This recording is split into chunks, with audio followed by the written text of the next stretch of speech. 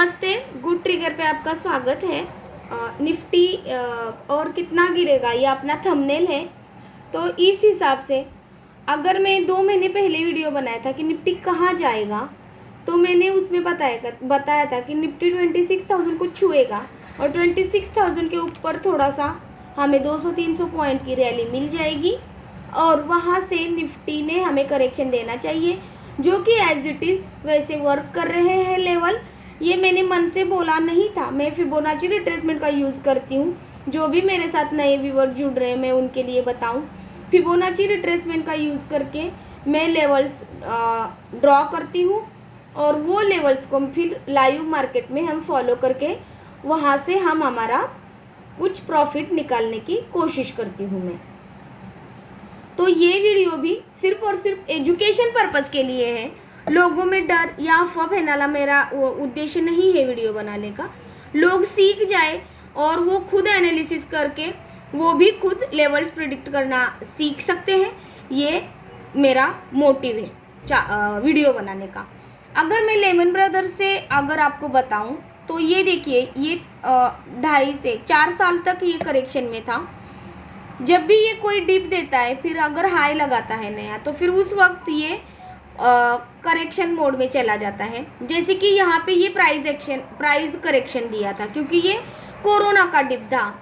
ये भी अचानक आया हुआ था लेमन ब्रदर का, तो भी लोगों में थोड़ा सा मतलब कि अफवाह थोड़ी थी और फिर ये डिप आया और ये बबल था ऐसे बोलते हैं लोग। वहाँ पे भी वो करेक्शन हुआ, फिर उसके बाद ये साइडवेज चला, उसने नया हाई नहीं लगाया। ये देखिए हाई को तोड़ा ही नहीं, ये यहाँ से फिर बाद में इसने नया हाई लगाया और ये बाद में नया हाई लगाने के बाद एज इट इज़ यहाँ पे देखिए इसके बाद इसने नया हाई लगाया और ये नया हाई लगाने के बाद इसके बाद इसने ये नया हाई लगाया और यहाँ से जैसे था वैसे करेक्शन में चला गया। फिर बाद में ये तोड़ने की कोशिश की लेकिन नहीं किया। ये वापस से इसने इस वाले हाई से ये हायर हाई बनाया और यहाँ से कोरोना का डिप आया। फिर कोरोना के बाद इसने ये नया हाई बनाया और जैसा इसका नेचर है कि वो हाई तोड़ता नहीं जल्दी, तो ये देखिए यहाँ पे भी 2.5-3 साल तक ये करेक्शन मोड में चला गया और 2.5 साल के बाद इसने हाई को तोड़ा, लेकिन वो रिटेस्ट ही 6 महीने तक कर रहा था निफ्टी। तो वैसे ही ये भी यहाँ से फिर ये 3 साल बीत गए और फिर जाके करेक्शन दे दिया। तो वैसे ही मार्केट का करेक्शन नेचर ही ऐसा है, ये फेजेस है मार्केट के। तो मार्केट में करेक्शन हमारे बाकी है। कैसा बाकी है? ये जो वेव है यहाँ से चल के आ रही है, इसका करेक्शन हमें यहाँ तक आना चाहिए। तो ये लेवल कौन सी है? अगर मैं ठीक से फिबोनाची ड्रॉ करके आपको दिखाऊं, ये लेमन ब्रदर का हम लो पकड़ेंगे और फिर ये 26,300 तक का हमारा पॉइंट रहेगा अगला।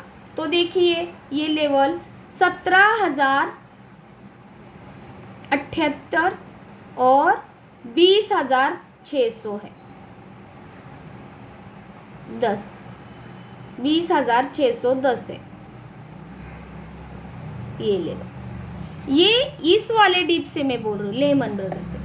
और अगर इसको 50% करेक्शन करना है तो ये 14,200 का लेवल है, 224 का। तो मैं आपको डरा रही हूँ क्या? नहीं, ये मंथली चार्ट होने की वजह से ये आने वाले महीनों की, आने वाले साल में कभी भी ये ऐसे करेक्ट करके अगर यहाँ तक आता है इस लेवल तक, और ये लेवल जो है 20 और 30% का, ये काफ़ी इम्पोर्टेंट लेवल है। इसको तोड़ने के बाद नीचे की काफ़ी बड़ी रेंज मिलती है और ऊपर भी काफ़ी बड़ी रेंज मिलती है हमें। तो ये लेवल जो है ये इम्पोर्टेंट लेवल माना जाता है फिबोनाची रिट्रेसमेंट में। तो अगर इसका ही हम पकड़े 20,600 और 17,000 के बीच में, अगर इसने निफ्टी ने करेक्शन दिया और यहाँ सपोर्ट लेके ये जाता है तो ये गुड एंड इनफ होगा। और अगर इसको 50% करेक्शन देना है तो और 2-3 हज़ार पॉइंट नीचे आ सकता है। ये सिर्फ और सिर्फ प्रोबेबिलिटी है।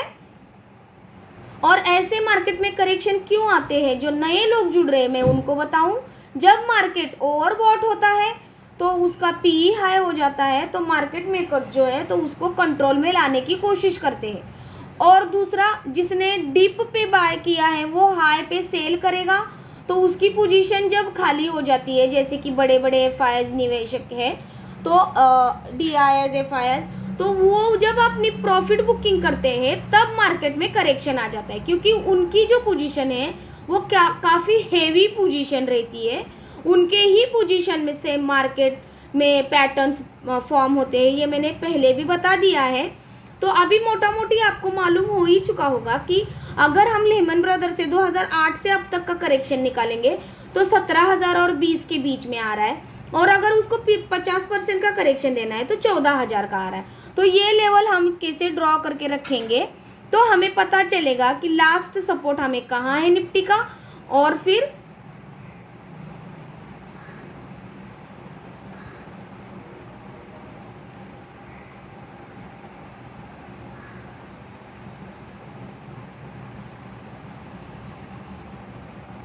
और अगर इतना बड़ा करेक्शन अगर निफ्टी को नहीं ही देना है, तो अगर हम ये कोरोना के डिप के ही लेवल का वेव का अगर काउंट करेंगे, तो यहाँ से लेके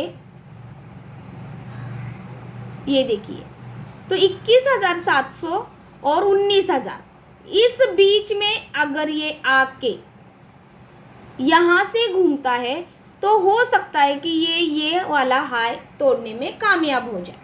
लेकिन ये उनके मार्केट मेकर्स के ही हिसाब से ही चलेगा। मार्केट कितना करेक्शन दे रहा है ये मार्केट की मूड पे डिपेंड रहेगा। मार्केट अगर यहाँ भी 50% का करेक्शन देने की सोच रहा है तो 16,800 का हमें ये 50% का मिल रहा है। और गोल्डन रेशियो तक अगर हम देखेंगे तो 14,600 का हमें नीचे का लो सपोर्ट मिल रहा है निफ्टी का लास्ट। और मैं आपकी जानकारी के लिए बताऊं कि ऐसे करेक्शन आना ज़रूरी रहते हैं ताकि हम निवेश करें। काफ़ी डीप हमें ये मिल जाता है मार्केट का, इसमें हमें फिबोनाची रिट्रेसमेंट डीप पकड़ने में मदद करती है। और यहाँ पे कोई एक्यूमुलेशन फॉर्म अगर पैटर्न फॉर्म होता है, W pattern, rounding bottom, double bottom, ऐसे कुछ अगर फॉर्म होता है तो हम यहाँ पे अपने निवेश करके अच्छे प्रॉफिट गेन कर सकते हैं और आने वाले दिनों में हमें कंपाउंडिंग का भी फायदा मिल सकता है। तो इसीलिए मार्केट करेक्शन करना भी ज़रूरी रहता है।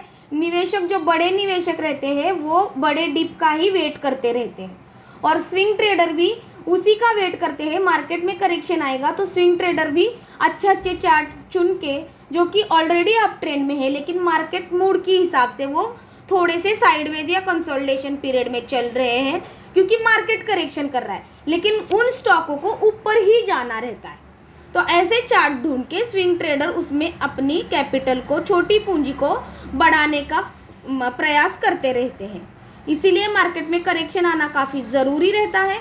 मार्केट जब ओवरबॉट और ओवर सोल्ड हो जाता है, और फिर और एक कारण है मार्केट में करेक्शन आने का, बड़ा इवेंट जब भी रहते हैं, यूएस का इलेक्शन है और महाराष्ट्र में भी इलेक्शन है, और इजराइल और वो सब यहाँ पे जो यूक्रेन वॉर चल रहा है ये भी बड़ा कारण है।